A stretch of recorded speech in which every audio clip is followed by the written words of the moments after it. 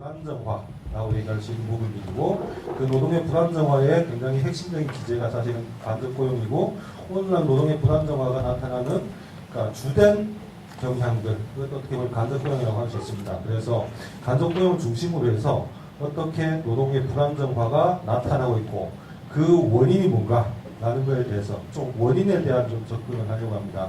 그래서 그 주로 대자본의 산업 구조조정이라는 측면에서 산업 구조조정이 어떤 논리로 어떻게 작동하고 있기 때문에 지금 이제 이런 이제 이 간접고용의 천국이라고 표현했던 이런 방식이 나타나고, 또 이제 여러 가지 노동의 불안정화가 진행될 수밖에 없는가라는 부분들을 좀 다루려고 합니다.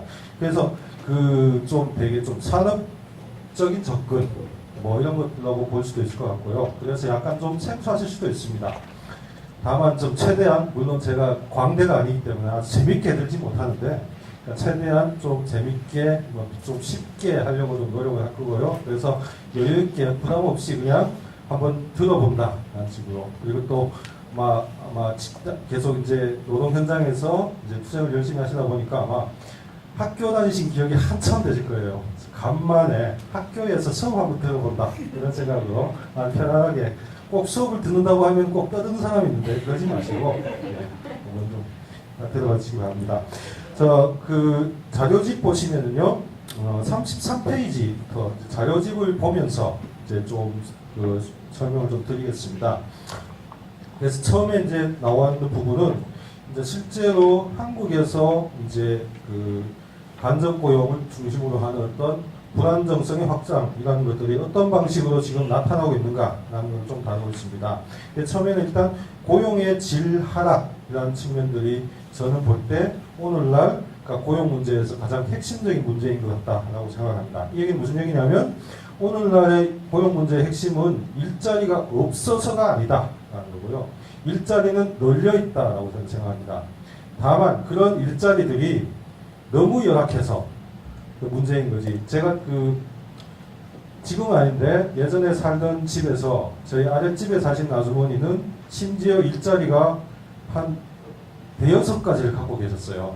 그래서 아침에는 일어나셔서 폐지 주시고, 폐지 줍고 나서 애들 뭐 학교 보내고 나면 그 다음에는 아파트 가서 청소하시고, 그리고 나서 점심 때는 어디 식당에 가서 일을 하시고, 오후에는 복지관에 가서 또 청소하시고, 뭐 이렇게 그러니까 굉장히 많은 투잡, 수리잡 엄청나게 많은 일들을 하고 계셨어요. 그래서 사실은 이렇게 보면 우리나라에 일자리가 없는 건 아니다. 일자리가 부족하진 않다라고 생각을 합니다. 다만 그런 일자리들이, 이 일자리에서 내가 일을 하면서 일정 정도 내가 생활을 할 수 있고, 뭐 어떤 인간적인 어떤 생활을 할 수 있는 그런 일자리는 잘 없다는 거죠. 그래서 오늘 핵심은 고용의 질이 아니고, 고용의 양이 아니고, 일자리의 양이 아니고 일자리의 질이고, 그래서 그 일자리의 질이 안 좋아지고 있는데, 그것에서 오늘날 핵심적으로 나타나고 있는 것은 간접고용이라는 것이 일자리 질 악화에 기여하고 있다고 생각합니다.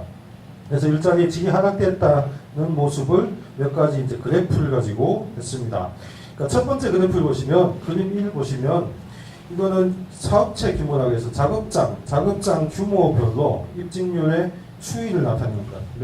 얼마나 새로운 사람들이 들어왔는가 비율입니다. 그래서 뭐 잘 안 보이시죠? 눈도 침침하고, 그죠?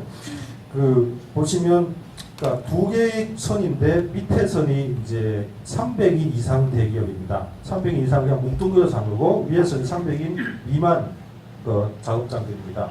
그래서 밑에 300인 이상 작업장의 입직률을 보시면 대체로 2000년대 들어서서, 사실 여기서는 안 나와 있지만 90년대에는 3점대, 4점대 정도의 이제 그 입직률이었습니다. 근데 2000년대 들어서게 되면은 등락을 거듭하면서 계속 1점대에서 머물고 있죠.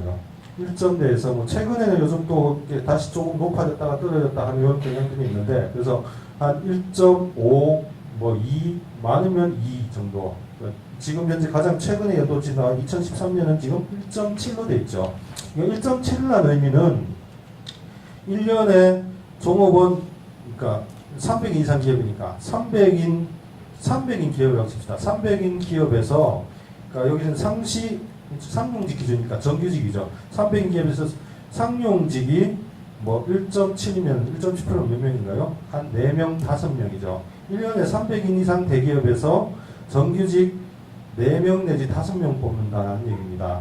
이게 이제 뭐 또 여기서 관리직, 뭐 사무직, 그다음 생산직, 이런 거 다 나눠놓고 나면 실제로 채용되는 건 없다는 얘기죠. 물론 300인 미만 기업도 점점 입진율은 줄어들고 있습니다. 그래서 이런 걸 보면 어쨌든 300인 이상이라고 하는 우리 대기업에서 정규직으로 들어가는 문은 폐쇄됐다라고 얘기할 수 있다는 거예요. 폐쇄됐고, 그 다음 그래프를 보시면 이제 기업별로 종사자 수의 비중, 노동자 수의 비중입니다. 제일 위에 있는 그래프가, 제일 위에 있는 그림이 이제 몇 명인가요? 30인 미만 사업장입니다. 5인 이하 사업장은 지금 5인 미만 사업장은 지금 여기에 들어가 있지 않고요. 그래서 5인 이상 30인 미만 사업장에 노동자의 비중이 점점 커져가고 있죠. 처음부터 압도적으로 많았고 점점 커져가고 있고, 나머지 부분들은 좀 줄어들고 있는 경향입니다. 그래서 밑에서 두 번째 있는 게 이제 300인 이상 대기업입니다. 그래서 300인 이상 대기업이 2000년대 확 줄었다가 다시 조금 비중이 올랐다가 다시 떨어지고 있는 그런 상황입니다. 자, 이런 걸 보면 대기업에서의 고용의 비중, 노동자의 비중은 점점 줄어들고 있고, 대기업의 신규직은 거의 폐쇄돼 있고, 이제 중소기업의 이제 혹은 영세기업으로 점점 이 노동자가 몰려나가면서 어떻게 보면 고용의 기업 구매로도 고용의 하향 이전이라고 얘기할 수 있는 그런 모습이 나타나고 있다라는 걸 이제 볼 수 있습니다. 그 다음 페이지 보시면 페이지 수가 몇인가요? 34쪽이죠. 그러니까 중소 영세기업, 근데 그러면 그렇게 증가하고 있는 중소유 영세기업의 조건은 어떻느냐라고 봤을 때 저임금 문제가 상당히 심각하다. 그래서 지금 표에 나와 있는 것은 2011년에 민주노총에서 한 7개 공단의 실제 실태조사를 한 결과입니다. 여기 보시면 30인 미만 사업장, 더 나가서 300인 미만 사업장, 300인 미만 사업장까지도 월 임금이 100만 원 이하, 150만 원 이하, 이 두 개 합치면은 거의 절반에 육박합니다. 그러니까 300인 이하 사업장이라고 해도 이미 이제 그 절반 이상의 노동자들은 이제 150만 원 이하를 받고 있다는 거죠. 이 150만 원이 어느 정도인가? 100만 원, 150만 원이 이제 여러 가지 산업수당이니 기타 등 이런 걸 감안을 해보면 대체로 최저임금 수준일 거다라고 이제 짐작을 할 수가 있습니다. 그래서 50%가 이 정도다라는 것은 실제로 우리가 현장에서 느끼는 것은 사실은 대부분의 노동자들이 최저임금 수준이다. 중소기업에서는, 중소영세기업에서는 이제 이렇게 볼 수 있고, 그래서 중소영세기업으로 고용이 많이 집중되고 있는데 중소영세기업은 주로 이제 최저임금에 고정되어 있는 그런 이제 임금 수준이다라는 할 수 있을 거고, 그 다음에 밑에 있는 그래프는 그러니까 신규 채용입니다. 신규 채용일 고용 형태별로 나눠보니까 2012년, 2013년은 약간 줄긴 했는데요. 비정규직으로의 신규 채용이 한 3분의 2 정도 되죠. 그러니까 이 말은 이제 기업에서 새로 사람을 뽑을 때는 정규직을 뽑지 않는다는 얘기죠. 이제 신규 채용은 모조리 이제 비정규직을 하고 있다는 얘기입니다. 그래서 이런 측면에서 볼 때 문제는 사실은 오늘날은 일자리 양이 아니다. 우리 정치인들이 맨날 나와가지고 선거 때나 이럴 때 보면은 일자리를 창출하겠습니다. 이게 캐치 공약이라는 거죠. 근데 일자리를 창출하는 건 중요한 게 아니다. 지금은 오히려 중요한 것은 어떤 일자리를 만들어내느냐, 일자리의 질의 문제다. 라는 게 이제 요것들을 가장 염두에 두고 이제 여러 가지 공약이라든지 기타 등등에 접근하고 평가할 필요가 있다고 생각합니다. 35페이지 보시면 자, 이렇게 일자리 질이 악화되는데 그것의 주요 기제가 이제 점점 간접 고용이 되고 있다. 아닙니다. 그 그래프를 보시면 이제 간접 고용 비정규직의 비중이 점점 증가하고 있는 것을 확인할 수 있습니다. 요건 이제 비정규직 중에서 간접 고용의 비중입니다. 근데 점점 이제 해가 갈수록 점점 이제 그 비중이 증가하고 있죠. 근데 여기는 큰 결점이 있습니다. 여기서 통계에 내고 있는 간접 고용에는 제조업에서 일상화되어 있는 간접 고용인 사내하청은 빠져 있습니다.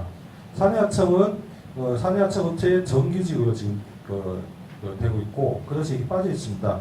근데 그럼에도 불구하고 계속 이제 이것들이 증가하고 있는 모습들을 볼 수 있고요. 실제로 이제 이 여러 가지 공단 전력 조직화 사업이나 이런 걸 통해 가지고 보면은 주로 이제 중소 영세 사업장 뭐 비정규직 사업체들이 밀집해 있는 공단 지역을 보니까 가장 이제 간접 고용, 인력 파견 업체를 통한 고용이 가장 먼저 시작됐던 곳은 반월시화공단 같습니다. 반월시화공단에서 파견 업체를 통한 인력 중개를 통한 그 간접 고용이 일상화되어 있고 그것이 이제 언젠가부터는 구로 지역까지 넘어오게 됐죠. 그래서 구로에도 실제로 신규 채용은 간접 고용이 아니면은 신규 채용이 안 이루어지고 있다라는 조사도 있었습니다. 그다음에 이런 것이 이제 최근에 몇 년 언젠가부터는 이제 지방공단으로 확산되기 시작을 했습니다. 그래서 지방공단에서도 드디어 이제 간접 고용이라는 것들이 일상화된 모습으로 좀 나타나고 있다. 이런 식으로 간접 고용이 점점 더 확산되고 있고 오늘날 비정규직의 주요한 경향으로 자리 잡고 있다라고도 얘기할 수 있습니다. 근데 제일 밑에 보시면 근데 이런 간접 고용의 확산을 대기업이 주도하고 있다라는 겁니다. 다음 페이지에 보시면 36페이지인가요? 보면은 이제 한겨레 신문에서 제가 하나 뭐 끌고 왔는데요. 컨트롤 C, 컨트롤 V 해가지고 하나 붙여왔는데 이게 이제 금년에 고용공시제를 했죠. 고용공시제를 한 결과를 가지고 주요 대기업들이 업종별로 얼마나 비정규직을 쓰고 있는가를 다룬 겁니다. 그래서 그 여러 가지 산업들이 있는데 제가 사실 시간 관계상 제대로 많이 찾지를 못해가지고 있는 건 어쩔 수 없이 조선산업과 자동차 산업만 갖다 붙였습니다. 근데 다른 산업들도 비슷해요.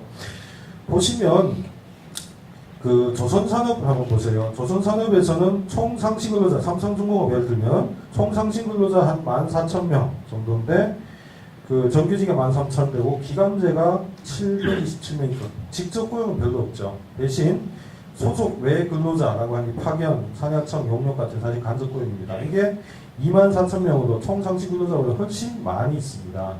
이 조선산업은 특히나 이렇게 간접 고용도 굉장히 많이 쓰고 있습니다. 현대중공업도 마찬가지고 현대중공업은 총 상시 근로자가 27,000인데 간접 고용은 4만입니다. 이런 식으로 그러니까 훨씬 더 많은 비용을 쓰고 있고 그러니까 조선산업이 특히나 이렇게 간접 고용이 많고 자동차 산업의 예를 봐도 현대자동차 같은 경우에도 그러니까 뭐 소속의 근로자라는 게 11,000명, 그다음 기아 4,800명 뭐 이런 식으로 이제 잡히고 있습니다. 이렇게 그러니까 간접 고용이 굉장히 큰 비중으로 대기업에서 활용되고 있고 전자산업도 마찬가지고 또 여러 가지 서비스 산업도 마찬가지고 그래서 실제로 이제 간접 고용은 주로 제가 제조업을 중심으로 얘기를 드렸지만 서비스 산업, 그러니까 소위 비제조업이라고 하는 곳에서는 훨씬 더 이제 간접 고용이 더 많이 활용되고 있는 그런 것들이 사실입니다. 자, 이런 게 현실인데 그럼 왜 이런 현실이 벌어지고 있는가? 간접 고용은 왜 확산되고 있는가? 그것의 주요 원인을 저는 이제 산업 지배적 대자본, 그 거대 자본, 우리 보통 재벌이라고 얘기하기도 하고 어쨌든 대자본이 대기업의 나름의 고유한 수익 추구 전략이 있다. 그리고 그것에 근거한 구조조정이 있다. 근데 이때 구조조정은 자기 기업의 구조조정이 아니고 그것을 넘어서는 산업 전체의 구조조정이 있다. 산업 전반의 구조조정이 있다라고 봅니다. 그래서 그 내용을 좀 설명을 드리려고 합니다. 먼저 보시면 수익 추구 전략과에 보면은 저성장기라고 할 수 있는 오늘날의 시점에서의 자본의 수익 추구 전략이 과거하고는 달라졌다는 거예요. 우리나라는 어쨌든 고도 성장을 경험을 했습니다. 고도 성장에서 계속 규모를 키워왔어요. 근데 이제 IMF를 거치고 하면서 이제 더 이상 과거와 같은 고도 성장은 불가능한 시기가 됐습니다. 그것은 이제 뭐 구조적 위기라고 하기도 하죠. 자본주의가 그런 위기가 하기도 하는데 어쨌든 저성장기고 저성장기가 되면서 자본의 수익 추구 전략이 바뀌었다라는 겁니다. 그것을 이제 표로 나타내고 있는데요. 그 표 내용을 이제 37페이지에 이게 그 글로 좀 정리를 했습니다. 보시면 어쨌든 그러니까 고도 성장기에 장기 성장을 중시했다면은 이제는 저성장기에는 비용 절감을 통한 단기 수익 극대화에 몰입하고 있다는 겁니다. 그래서 장기적인 전망이 불확실하고 고도 성장이 불가능한 상황에서 어떤 장기적 성장을 지향하는 것은 어려워졌다. 장기적으로 기업 경영을 장기적으로 바라보고 장기적인 투자를 통해서 자기 기업 경쟁력들을 확보해 나가고 늘려나가고 이런 것은 힘들어졌다. 아니고 오로지 중요한 것은 지금 당장 단기적인 수익 확보에 집중하고 있다. 그래서 옛날에는 이윤의 양을 늘리는 게 중요했는데, 수익의 양을 늘리는 게 중요했는데, 점점 키워나가면서 이제는 수익의 양이 아니고 수익의 비율이죠. 수익률, 이윤율이죠. 이윤율을 높이는 게 중요해지는 이제 그런 전략으로 이제 전환하게 됐다. 그래서 어떻게 보면은 이윤율도 높이고 단기 수익을 극대화하기 위해서는 가장 기본적인 방식은 비용을 줄이는 거죠. 비용을 줄이는 것이 중요해지고, 그래서 비용 절감 중심의 어떤 자본 전략으로 전환하게 됐다는 겁니다. 여기에서 그러면 비용 절감에서 가장 핵심 비용은 뭐냐? 당연히 노동 비용이죠. 그래서 노동 비용 절감을 중심으로 해서 그 비용을 줄이니까 이윤율은 올라가죠. 그래서 비용 절감 중심의 자본 전략, 그 속에서 경영 합리화라는 미명하에서 뭐 외주화, 하청, 비정규직화, 뭐 정리해고, 뭐 이런 각종 구조조정들이 진행되는 맥락들이 있다. 이렇게 보면 이것은 사실은 굉장히 그 장기적으로 보고 장기적인 경쟁력을 강화해 나가는 기업의 어떤 뭐 어떤 큰 경쟁력들을 강화하는, 깊이 있는 경쟁력을 강화한다기보다는 지금 당장 노동을 그냥 쥐어짜가지고 당장의 수익을 얻는 방식이죠. 그래서 이런 게 사실은 오래 가기 힘든 전략. 그래서 이거는 저진로 전략이라고 보통 얘기를 합니다. 그래서 그런 전략이 강화되고 있다라고 볼 수 있을 것 같고요. 그다음 두 번째는 수익 획득 전략이 굉장히 다양화됐다.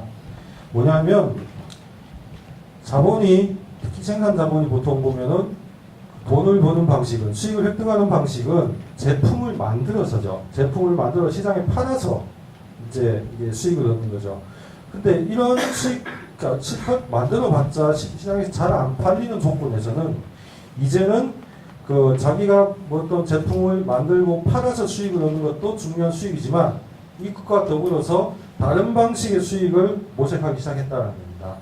그게 뭐냐면은 자기가 직접 제품을 만들고 뭐 새로운 부가가치를 창출한 게 아니고 다른 데서 뭐 새로운 제품을 만들고 부가가치를 창출한 부가가치를 자기가 가져오도록 하는 거죠.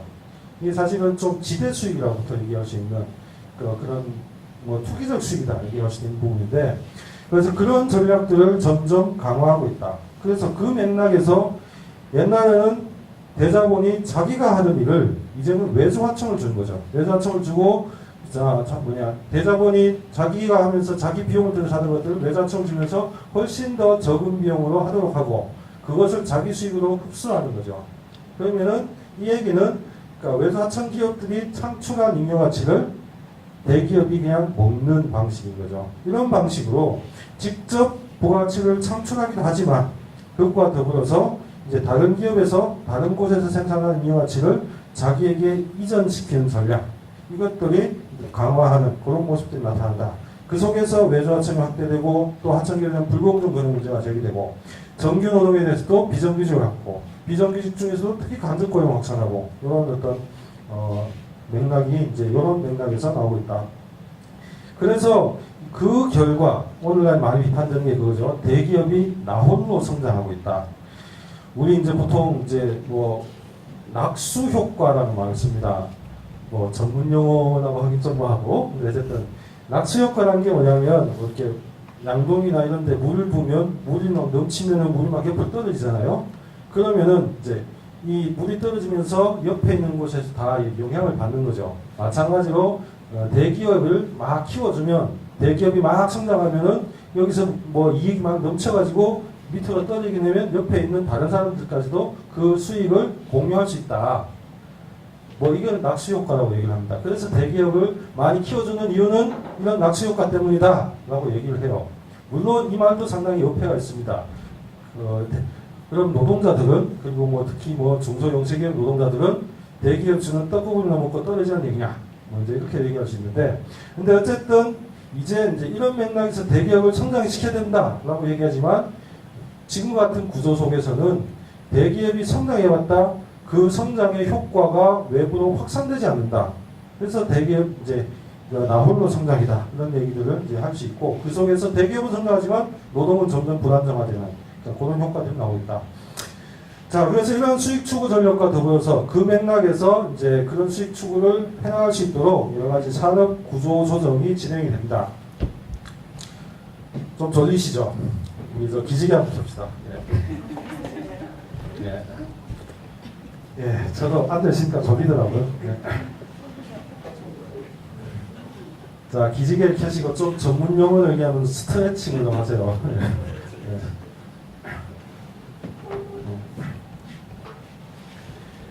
자, 그래서 이제 이런 맥락에서 이제 대자본의 산업구조조정 전략을 봅시다. 구조조정은 산업구조조정이다. 대자본이 하는 건 자기 기업 정도가 아니고 산업 전체를 바꾼다는 얘기입니다.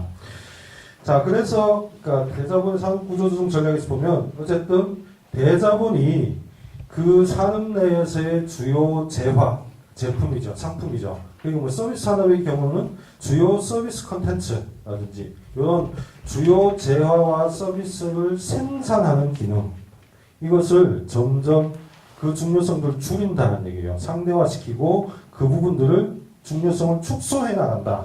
대자본이 그걸 축소해 나가고, 대자본은 주로 어디에 집중하냐 하면은 주로 최종재 시장, 최종 완제품 시장에 대한 독과점을 강화하죠. 그래서 오늘날 어떤 산업인지 간에 대부분의 산업들은 다 독과점이 되어 있죠. 그래서 대부분 뭐 대기업들이 대부분 것들을 다 장악하고 있단 말이에요. 자, 그렇게 강화해 나가고, 그 다음에 대기업이 집중하는 것은 주로 연구개발과 기획, 그 다음에 유통망을 장악하는 것, 브랜드 파워를 관리하는 것, 이런 것에 집중하고 있습니다.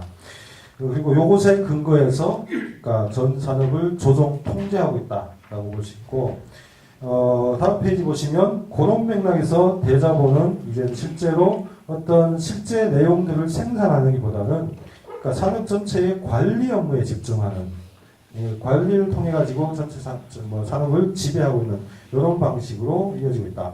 오히려 재화와 서비스의 생산에 있는 것은 부차화되고 대자본 내에서는 줄어들면서 외주화하고 또 간접 고용으로 돌리고 이런 방식들이 많이 나오고 있다. 이게 이제 전형적으로 가장 크게 나타났던 전형적인 데는 어디냐면, 예를 들면 나이키 같은 데입니다. 이렇게 나이키 같은 데가 보시면, 나이키는 전 세계에서 어마어마한 브랜드 파워를 갖고 있지만 생산 공장이 하나도 없잖아요. 생산 공장이 하나도 없고, 나이키가 갖고 있는 것은 오로지 이거밖에 없죠. 이거 하나밖에 없단 말이에요. 그거 하나와 그 브랜드 파워와 그 다음에 난데 기획 이런 게 있고, 실제로 나머지 주로 제품들을 생산하는 것은 주로 제3세계의 그러니까 스웨치하드라고 하죠. 그러니까 노동 착취 공장들을 통해 가지고 아동 노동들 동원해서 이제 제품들을 만들고 있단 말이죠. 그러니까 이런 방식으로 대자본이, 그러니까 나이키 같은 데는 완전히 아예 생산 공정을 없애버린 이런 방식인데, 이런 게 주로 스포츠 용품이나 의류 산업이나 이런 곳에서 많이 나타났습니다. 그런데 이게 언젠가부터 우리 중화공업이라고 하는 곳에서도 나타나기 시작했어요. 전자산업, 우리나라의 전자산업은 또 좀 다르지만 사실은 애플 같은 데를 보시면 애플도 이제 더 이상 제조 공정이 없죠. 생산 공정이 없죠. 애플도 다 기획밖에 없단 말이에요. 기획하고 이런 거밖에 없단 말이에요. 그런 방식으로 점점 대자본이 생산의 기능들을 줄여나가고 외주화하고 주로 기획과 브랜드 파워에 집중하고, 그걸 통해 가지고 전체 산업을 통제하고 생산 자본이 만들어낸 부가가치를 자기한테 집중시키는 그런 방식으로 이제 전략들을 나오고 있다. 뭐 주요 제조업들은 100% 생산 기능들을 없앤다고 할 수 없지만, 자동차 산업도 그렇고 다른 산업도 그렇고 조금씩 생산의 비중들을 줄여나가더라, 대자본이. 그리고 오히려 그것들을 점점 하청으로 점점 넘기고 그렇게 하면서 비용을 절감을 하더라. 자, 이런 전략들을 해나간다는 얘기입니다. 그래서 보시면 제조업의 경우에는 주로 재화의 생산을 외주화하고 간접 고용을 넘기고, 서비스업의 경우에는 주로 서비스 컨텐츠의 제작, 그 다음에 뭐 대고객 서비스 제공, 기간 시설의 유지 운영, 뭐 보수 이런 것들 다 외주화하고 간접 고용화하는 그런 측면들이 있죠. 그러니까 그런 방식으로 구조조정을 해나가고, 그 속에서 이제 중소 영세 사업장과 비정규직으로 비용 전가 구조가 이루어져 있다. 왜냐하면 대자본이 이렇게 주요 기능들을 다 이제 외주화하고 하청을 넘기는 것은 자기가 만든 것보다 하청을 넘겨서 생산하면은, 또 정규직이 하는 것보다 비정규직에 넘겨서 생산하면 훨씬 더 비용이 적게 들기 때문이죠. 굳이 뭐 외주화한다고 비용이 적게 들 이유는 없는데, 대자본은 그것을 위해서 이제 외주화를 하는 거죠. 그리고 또 경기 변동에 따라서 경기 변동의 모순을 하청 기업에게 비정규직에게 전가할 수도 있고 그 맥락에서 이제 그 유연성이라는 이름으로 이제 여러 가지 이제 그 외주와 비정규직화가 이루어지고 있는데 자 그렇게 해서 외주 하청을 받은 업체에서는 하청 업체에서는 마찬가지죠. 마찬가지로 그런 비용을 전가받아서 그것을 다시 똑같은 방식으로 답습하는 거죠. 다시 재하청을 한다든지, 다시 또 그 비정규직화를 한다든지, 다시 외주화를 한다든지 그런 방식으로 진행이 되다 보니까 대자본으로부터 전가되는 모순, 비용 전과 모순이 점점 줄줄이 그러니까 하청 연관을 따라서 그다음에 고용의 연관을 따라서 지속적으로 하위로 그 모순이 전가되는 구조가 나타난다. 그래서 이게 비용의 연쇄적인 비용 전가 구조라는 것들이 만들어지는 거죠. 이제 그 맥락에서 또 사실은 여기는 지금 적진 않았지만 노동조합 운동도 사실은 기업별 노동조합 운동들이 사업장 단위로 노동조합 운동들이 막 지속되다 보니까 똑같은 논리가 작동을 하게 되는 거죠. 대자본에서의 노동조합과 그다음에 뭐 중소영세자본에서의 노동조합, 그 밑에 하청 단계 연관에 따라서 그러니까 노동조합도 사실은 기업에 의해서 벗어나기 힘든 경우가 많고 사업장 단위에서 수준별 담합이 이루어질 수밖에 없는 구조가 있고 그렇게 되다 보니까 이제 노동조합 내부에서도 여러 가지 분열이나 이제 연대가 잘 안 이루어지는 현상이 사실은 대자본을 중심으로 하는 위계적인 산업 구조, 그다음에 비용 전가 구조라는 것으로 인해서 이제 이런 여러 가지 현상들이 나타나고 그 속에서 이제 비정규직화가 점점 많이 진행되고 특히 간접 고용이 갈수록 많이 확산되는 이런 구조가 나타날 수밖에 없다라고 볼 수 있습니다. 그래서 이제 그 어디나 38페이지 제일 밑에 보시면 진한 글씨 별표 땡은 아니지만 진한 글씨 보시면 자 간접 고용의 확산이라는 것은 결국은 이런 방식으로 대자본을 정점으로 하는 굉장히 수직적이고 위계적인 산업 구조 그리고 비용 전가 중심의 수익 추구 전략의 결과라고 할 수 있다라고 볼 수 있고요. 39페이지 보시면 그런데 문제는 좀 확장하게 보자. 간접 고용을 점점 많이 확장시키고 비용을 절감한다. 노동 비용을 줄여서 비용을 절감한다는 게 어떤 의미인가? 자, 이런 식으로 고용 구조가 변화된다는 것은 인간을 이제 기업 입장에서도 한때 뭐 인적 자원 이렇게 하면서 막 자원으로 사고해야 된다라는 얘기를 막 했었죠. 그래서 그것도 사실 상당히 기분 나쁘죠. 사람이 왜 자원이야? 사람이 인격체들요? 권리의 주체인데. 그런데 이제는 기업이 이제 사람을 자신의 경쟁력의 자원으로도 이제 더 이상 생각하지 않는다라는 거죠. 주로 노동력은 줄어들어야 할 비용으로만 보고 있다는 거예요. 비용으로 인식하고 그런 비용을 최대한 줄이라. 더 나아가서 단순히 비용 줄이는 걸 넘어서서 이 노동에게 비용을 전가하자, 모순을 전가함으로써 수익을 획득하는 그런 기업 전략이고, 자 이런 게 사실은 기업의 입장에서 보면 그런 거죠. 이런 조건에서 노동이 사실 이런 방식으로 계속 진행되다 보면 그 산업, 그러니까 어떻게 보면 노동력 기반이 사실은 피폐화되는 거죠. 피폐화되고 산업 기반이 피폐화되는 거죠. 당장의 대자본의 이익을 위해서 그러니까 계속 모순을 전가시키는. 그러니까 아랫돌 꿰서 윗돌 괴는 형국인 거죠. 이렇게 되는 건 사실은 오래갈 수 없다. 그래서 이것은 사실은 저진로 전략이다라고 얘기할 수 있고 그와 좀 다른 방식으로 뭔가 노동력을 적극적으로 활용하는 노동의 잠재력을 적극적으로 활용하면서 뭔가 고품질의 어떤 경쟁력들을 확보하는 그런 기업 전략이 필요하지 않냐. 기업 입장에서도 이렇게 얘기해 볼 수 있다는 거예요. 그러니까 뭐 그런 측면에서 어쨌든 이제 그러니까 이런 간접 고용의 확산이라는 것들이 오래 지속되기는 힘든 자본주의 안정적인 발전을 하기 힘든 더 나아가서는 이제 노동을 점점 더 비용으로 인식하고 모순 전가의 대상으로 인식하는 그 결과다라고 얘기할 수도 있습니다. 자, 이게 이제 산업 구조 조정의 측면에서 얘기를 했다고 한다면요. 또 한편으로는 이제 이 공공부문 그러니까 정부와 그러니까 정부 부문 그러니까 국가 지자체 정부의 역할 그러니까 간접 고용과 관련해서 얘기해 볼 수 있다는 겁니다. 실제로 공공부문이 오히려 간접 고용의 확산을 주도하는 경향이 있다고 볼 수 있고 그래서 보면 이제 우리가 IMF를 경험하고 나서 2000년대를 들어오게 되면서 사실 공공부문의 구조조정이라는 것들이 지속적으로 진행이 되어왔죠. 그래서 인력을 계속 줄여왔고 인원 감축을 했고 그것을 강제하기 위해서 총액인건비 제도라는 것들을 썼었죠. 그걸 통해 가지고 인건비의 총액을 정해놓고 강제로 인력을 감축하도록 강력하게 정원을 통제하고 이렇게 했었단 말이죠. 그래서 그런데 인력을 이렇게 강제로 줄여놓고 나니까 일이 안 돼. 사람이 없어서 일이 안 돼. 그러니까 할 수 있는 것들이 이제 여러 가지 민간 위탁을 많이 활성화시키고 외주화를 많이 썼었죠.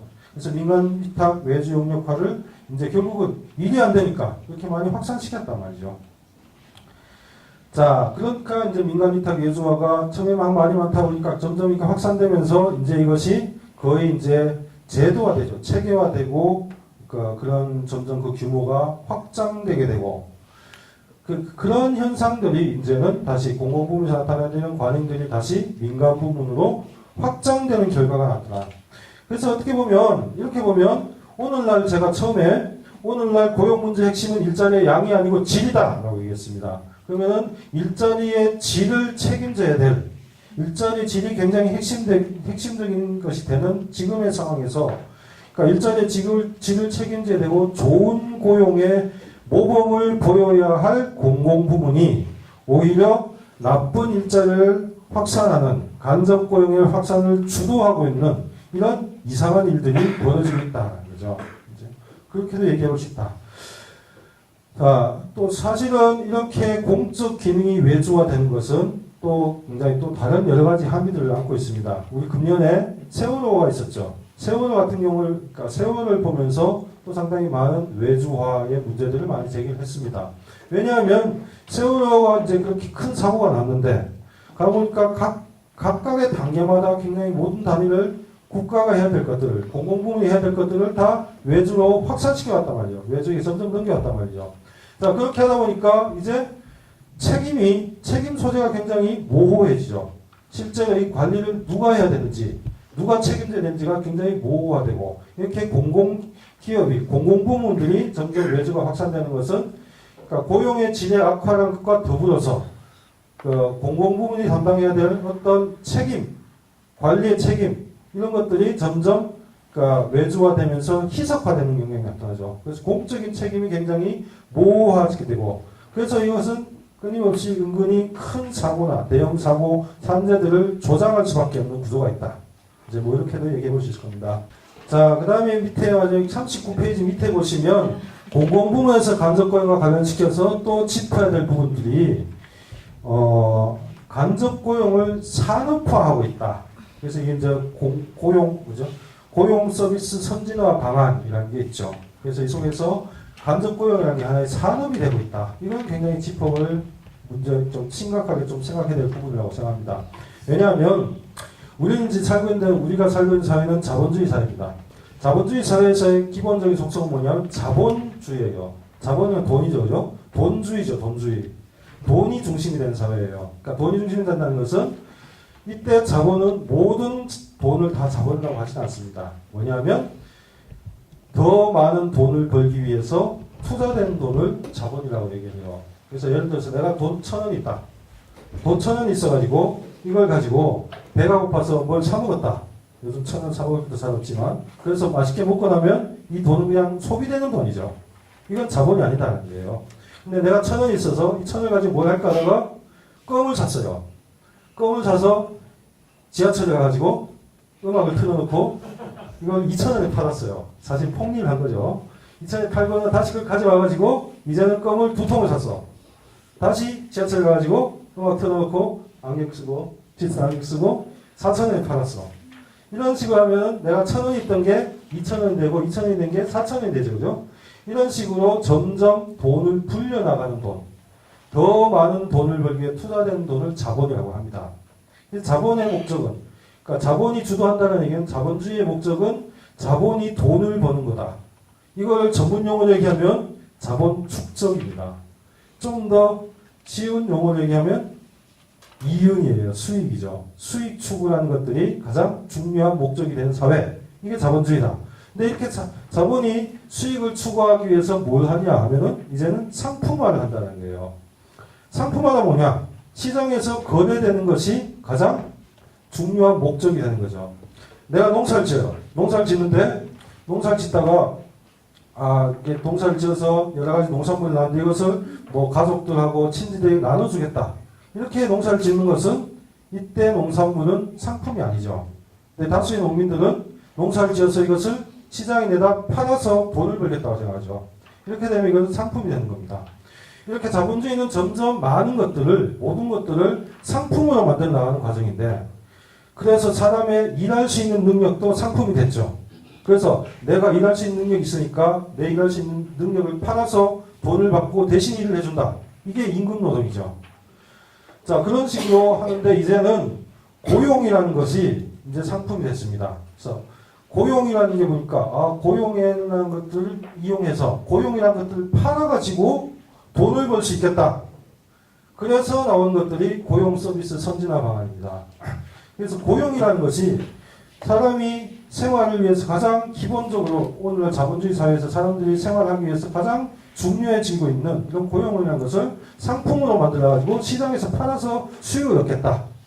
이게 이제 고용 서비스 선진화 방안이고 이제 간접 고용을 산업화하는 거다라고 얘기할 수도 있죠. 근데 이때 보면 자, 고용 서비스를 산업화한다, 상품화해서 산업화한다는 얘기는 자, 인력 파견업체나 뭐 직업 소개서나 이런 데서 이제 고용을 제공해주고 이제 그 수수료를 받는 거죠. 이거는 이런 산업이 활성화되고 이런 기업이 수익을 얻기 위해서는 더 많은 수익을 얻기 위해서는 기본적으로 노동력 비용이 쌓여야 됩니다. 그 말은 이제 이것이 점점 산업화될수록 노동자들의 간접고용 노동자들의 임금 수준은 떨어질 수밖에 없다. 왜? 쌓여야지만 이게 수익을 남길 수 있기 때문에 이제 뭐 그런 얘기도 할 수 있습니다. 근데 이런 문제는 사실은 고용이라는 국가가 굉장히 국민들을 위해서 책임지고 관리하고 신경을 써줘야 될 고용이라는 영역을 산업의 영역으로 수익 추구의 영역으로 만들겠다. 그걸 통해 가지고 국가가 나서서 저질 고용을 뭐라고 할까요? 주도하고 있다. 이제 이렇게 얘기할 수 있는 거죠. 이제 어쨌든 그렇고요. 자, 그런 측면에서 오늘날 산업구조조정과 이제 국가와 관련된 함의들을 좀 얘기했는데요. 좀 정리를 해보면, 그래서 그럼 어떻게 할 거냐? 제가 뭐 구체적으로 이렇게 됩니다. 라는 것들은 얘기할 수 없고, 이제 여러분들이 여기서 나와 계신 여러분들이 열심히 현장에서 투쟁하시면서 길들을 만들어 나가셔야죠. 근데 이제 제가 오늘 수업을 했던 어쨌든 제가 오늘 얘기를 했던 것에서 이제 뽑아낼 수 있는 함의는 한 몇 가지가 있을 수 있다. 첫 번째는 어쨌든 사용자 개념을 확대할 필요가 있다.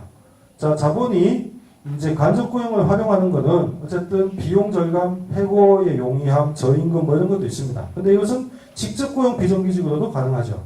간접 고용까지 나는 것은 그러니까 노무 관리의 그 부담들을 책임을 회피하는 거죠. 사용자로서의 책임을 회피하는 거죠.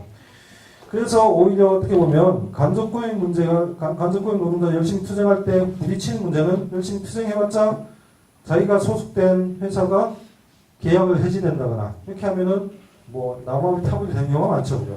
그러니까 그래서 실제로 간접고용에 대한 원청 사용자성의 책임이라는 것들을 그러니까 부여하고 그것들을 굉장히 집요하게 요구할 필요가 있다라고 생각합니다. 그래서 사용자, 그러니까 어쨌든 간접고용 노동자들의 권리의 기본은 원청에 있다라는 것들을 좀 명확히 할 필요가 있는 거 아니냐. 근데 이거는 단순히 간접고용의 문제만은 아니다라고 생각하고요. 왜냐하면 제가 좀 전에 말씀드렸듯이 대자본은 산업구조정을 통해 가지고 자기에게 수익이 집중되도록 하는 구조를 갖고 있다. 그러면 산업 전반에 대해서 자신의 수익에 도움이 됐던 산업 전반의 재반 모든 거에 대해서 대자본이 책임져야 되는 거 아니냐. 이제 이러한 이제 사용자성의 책임을 좀 이제 계속 제기할 필요가 있는 거 아니냐라는 생각을 하게 됩니다.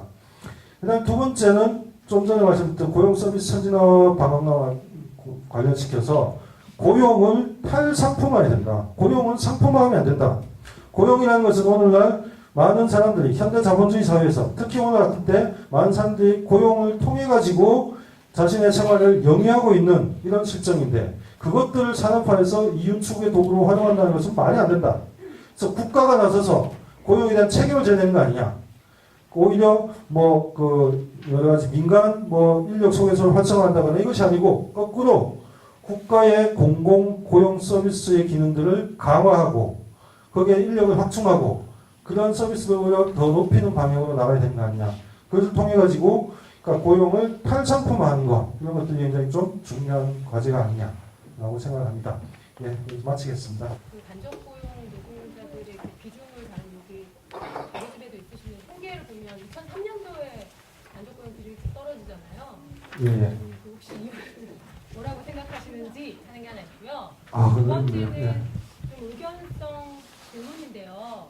저는 발제자분이 현 시기에 이 경제 구조의 가장 큰 문제를 대자본을 중심으로 한 수계적인 뭐 위계적인 구조라고 보는 건 알겠는데 이 대자본과 중소자본의 관계를 그렇게 일방적인 수익정가 구조로만 보면 대자본에 맞서서 중소기업과 빅맥을 맺어야 한다는 식의 그런 주장이 너무 무방비적으로 노출되는 주장은 아닌가 하는 저는 그런 생각도 들거든요. 사실상 우리 동네에서 그런 개혁주의 주장의 가장 오른쪽 버전 같은 게 그냥 그 대자본에 맞서서 중소기업가든 자영업자든 노동자든 구분하지 않고 그냥 가불로 퉁치는 을지로위원회 같은 식의 주장이 그런 건데 저는 물론 중소기업 또는 뭐 하청기업들도 대자본에 횡포를 당하는 건 맞지만 근본으로는 그들이 이윤을 나눠먹는 공생관계라고 봐야 하는 것 아닌가 하는 생각이 좀 들고 그러다 저는 자본이라는 게 직접하고 집중이 커지면 자본 내 일부분이 이렇게 독립적으로 발전하는 거는 전 자본주의 발전의 어떤 고유한 특징이라고 봅니다. 그리고 특히 저는 대기업하고 중소기업 간의 관계를 마치 대기업 노동자들과 중소기업 노동자들을 그렇게 비유하셔가지고 비슷한 것처럼 이렇게 얘기하는 건 좀 심각한 오류를 낳을 수 있는 거 아니냐. 이건 사실 대기업 노동자들, 중소기업 노동자들은 아주 적대적인 이해관계를 가지고 있다 하는 것처럼 약간 들리기도 해서 그에 대한 발제자 의견을 듣고 싶고요. 세 번째 질문은 그건 뭐 꼭 발제자 동지에게만 드리는 질문은 아닌데 여기 현장에서 투쟁하는 동지들이 많이 있기도 해서 제가 간접고용 투쟁을 보면서 좀 평소 많이 고민을 하고 있는 지점인데 간접고용 노동자들이 투쟁을 할 때 우리나라의 또 법이 그래서 그러기도 한데 대체 인력의 사용이 워낙 규제할 수가 없다, 막기가 어렵다 보니까 간접고용 노동자들이 파업을 해도 이 이윤의 타격을 미치기가 매우 어렵고 이런 것 때문에 저는 투쟁이 매우 좀 어려워지는 측면이 있는데 이런 문제에 대해서 좀 어떤 방식의 대처, 전술이 좀 가능한가 하는 고민도 동지들하고 좀 함께 나누고 싶습니다. 예, 다 들리시죠? 예. 예, 첫 번째는 그래프와 관련해서 간접고용에서 2003년이 막 떨어졌다. 라는 건 사실은 고까지는 제가 확인은 못 해봤습니다. 왜 이때가 떨어졌는지는 잘 모르겠는데요. 뭐 여러 가지 이제 뭐 그때 기술적인 어떤 통계 문제도 있을 수 있고 또 어떻게 보면은 그 일정 정도 이제 그러니까 가장 그러니까 고용의 허약한 부분이기 때문에 경기 변동이나 여러 가지 특정 상황에 대해서 비중이 그 고무줄처럼 가장 많이 움직이는 게 사실 간접 고용이기도 합니다. 그래서 이제 그런 여러 가지 요인들이 아마 있지 않았나, 작동하지 않았나라고 좀 생각을 하고요. 그러니까 두 번째 질문이 아마 핵심이신 것 같은데요. 지금 제가 했던 이런 방식의 얘기는 사실은 그러니까 자본 간의 갈등, 그다음에 자본 간의 갈등이 가장 핵심이고, 그다음에 자본 간의 갈등 그대로 또 역시 노동 간의 대립으로 지금 이렇게 인식되는 거 아니냐.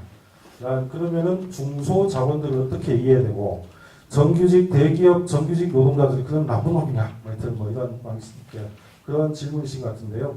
그러니까 이제 저는 그렇게 생각합니다. 일단은 그러니까 저 산업 전반에서 대자본의 비용 전가 구조가 있다라는 거고요. 그건 분명히 존재하고 그 속에서 중소자본이 비용 전가를 받는 부분들도 존재한다라고 합니다. 근데 이제 그 중소자본이 그 속에서도 존재할 수 있는 것은 그런 비용 전가 구조 속에서도 자신의 수익을 확보할 수 있는 여지가 있는 거고 비용 전가를 받으면서 일정 정도 또 대자본으로부터 보호받는 부분도 있는 거죠. 그리고 또 자신은 또 다른 방식으로 또 비용 전가를 할 수 있는 부분들도 있고 여러 가지 요인들이 있기 때문에 이제 그 중소자본도 어쨌든 영업 활동들을 하는 것이고요. 그래서 이때 중소자본이 다시 이렇게 비용 모순을 전가하는 것은 다시 내부의 노동이고 비정규직하고 또 다른 중소자본이고 이런 방식으로 이어진 것이다.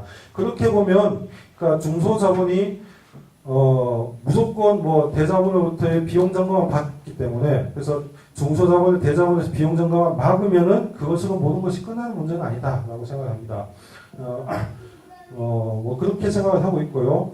또 하나는 이제 노동과 관련시켜서 보면 저는 그렇게 생각합니다. 그 우리나라의 여러 가지 노동 운동들을 보면 어쨌든 그러니까 1980년대 이후에 기업별 노동조합 체제가 있었고요. 그 기업별 노동조합 체제 하에서 이제 사실은 노동운동도 굉장히 기업 중심으로 움직였던 것들이 사실입니다. 그래서 예전에는 대기업 노동자들이 열심히 투쟁을 하면 그 투쟁의 효과가 중소기업 노동자들이 확산되는 구조가 있었다는 거죠. 근데 언젠가부터는 그 확산 구도가 차단되기 시작했습니다. 이것은 노동의 문제라기보다는 어쨌든 자본의 어쨌든 논리 속에서 이제 작동했던 거라고 생각하는데요. 그 속에서 이제 이런 기업 단위의 노동운동의 한계를 넘어서기 위해서 여러 가지 산별노조 운동도 많이 했었죠. 근데 산별노조 운동도 실제로 보면은 사실은 그런 기업 단위의 어떤 노동운동을 넘어서지 못했던 부분들이 있는 것 같다. 그래서 그렇게 하다 보니까 사실은 그러니까 기업 단위에서의 노동조합 운동들을 해나가면서 그 이해관계가 사실은 외부 그러니까 자기 기업을 넘어서는 부분으로까지 시야가 확장되지 못하는 부분들이 있었던 것 같습니다. 그리고 비정규직 노동자들도 투쟁을 해가지고 노동조합을 결성하고 하면은 다시 또 이제 자기 기업 내부의 단위에 그러니까 매몰되게 되면서 투쟁의 성과가 다시 다른 외부로 확장되지 못하는 그런 효과가 있지 않았냐. 이런 식으로 뭔가 끊임없이 기업 위계에 따른 어떤 노동의 단절들이 존재했던 것 같다. 이런 게 이제 노동운동의 연대를 좀 어렵게 만든 게 아니냐라고 생각을 하고, 그러니까 그러한 이제 기업 단위로 분절되는, 그러니까 결과적으로 노동운동 내에서도 기업 단위로 분절되는 끊임없이 각 단위별로 소위 심하게 얘기하면 때에 따라서는 사업장별 담합이라고 얘기할 수 있는 부분까지 이루어지는 이런 것들을 극복할 수 있는 그러니까 부분들이 뭐냐. 이것을 넘어서는 연대를 어떤 방식으로 만들어낼 것이냐. 라는 고민 속에서 오히려 지금 같은 어떤 산업구조의 어떤 이런 위계적인 구조, 그러니까 무슨 정가 구조라는 것들을 좀 이해하는 것들이 그런 연대를 확보하기 위한 가장 기본적인 출발점이 되는 거 아니냐라고 생각을 하고 있습니다. 세 번째 질문은 제가 이제 뭐 여기 강연했던 내용하고 연관되는 건 아닌 것 같고요. 이 부분들은 저도 뭐라고 얘기할 수 있는 부분들은 아니고 여러분들 같이 이제 토론하면서 이제 머리를 맞대야 될 부분이라고 생각합니다. 예, 또 혹시 뭐 하실 말씀 있어요?